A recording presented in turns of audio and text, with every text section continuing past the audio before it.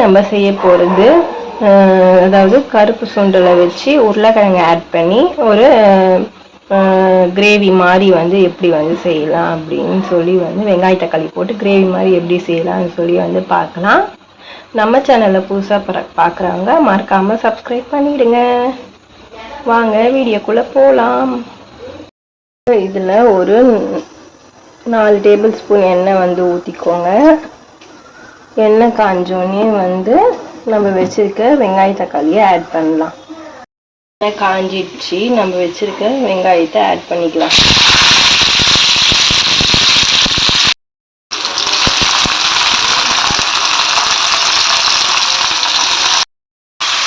இதில் வந்து கொஞ்சம் உப்பு ஆட் பண்ணிக்கோங்க. எப்பவுமே உப்பு வந்து வெங்காயத்தில் நீங்கள் ஆட் பண்ணிங்கன்னா வெங்காயம் உங்களுக்கு வந்து சீக்கிரமாக வதங்கும்.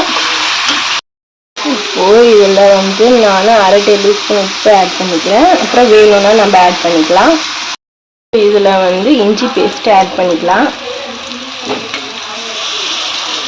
இப்போது நம்ம வச்சுருக்க இஞ்சி ஆட் பண்ணிக்கலாம். வச்சுருக்க தக்காளி இதில் ஆட் பண்ணிக்கலாம்.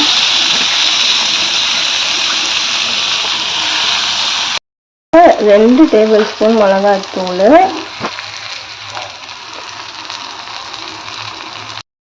மஞ்சள்தூள்,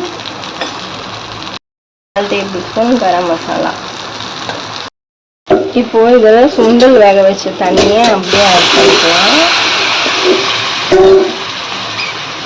இப்போ நம்ம வச்சிருக்க உருளைக்கிழங்க ஆட் பண்ணிக்கலாம். இது வந்து ஒரு 3 பெரிய சைஸ் வந்து உருளைக்கிழங்கு. நீங்கள் மீடியம் சைஸும் எடுத்துக்கலாம். உங்களுக்கு எப்படி வேணுமோ, சுண்டல் வந்து அதிகமாக வேணும்னா சுண்டல் எடுத்துக்கலாம், உருளைக்கிழங்கு அதிகமாக வேணும்னா வந்து உருளைக்கிழங்கு எடுத்துக்கலாம். இது மாதிரி வந்து ஃபுல்லாக வந்து மசாலா பட்டுற மாதிரி உருளைக்கிழங்குல வந்து நீங்கள் கலரி விட்டுக்கோங்க. இப்போ வந்து ஒரு தட்டு போட்டு, இது வந்து ஸ்லோ ஃப்ளேம்லேயே இருக்கட்டும். இப்போ ஒரு தட்டு போட்டு மூடிக்கோங்க. ஏன்னா வந்து அந்த மிளகாத்தூள் மஞ்சள் தூள் வாசனைலாம் போகணும். அதனால் ஒரு 5 நிமிஷம் வந்து ஸ்லோ ஃப்ளேம்லேயே வந்து நீங்கள் வந்து தட்டு போட்டு மூடுங்க. இப்போ வந்து இதில் வந்து 1 டேபிள் ஸ்பூன் எண்ணெய் வந்து ஆட் பண்ணிக்கோங்க.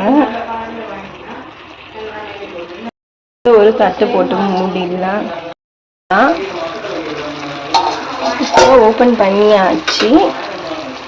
அவ்வளோதான். இப்போ வந்து அந்த மிளகாத்தூள் வாசனைலாம் நல்லா வந்து போயிட்டுருக்கோம். இதாங்க உருளைக்கிழங்கு கருப்பு சென்னா கிரேவி ரெடி. இதை வந்து நான் வந்து வறுத்துருக்கேன், அதாவது செதுக்க வறுப்பாங்கன்னு சொல்லுவாங்க, அது மாதிரி பண்ணியிருக்கேன். இது வந்து உங்களுக்கு கிரேவி மாதிரி இருக்காது. தொட்டு தோசைக்கு இட்லிக்கு நீங்கள் வந்து தொட்டுன்னு சாப்பிடலாம். இது வந்து நான் சாப்பாடுக்காக வந்து கொஞ்சம் வந்து திக்காக வந்து எடுத்திருக்கேன்.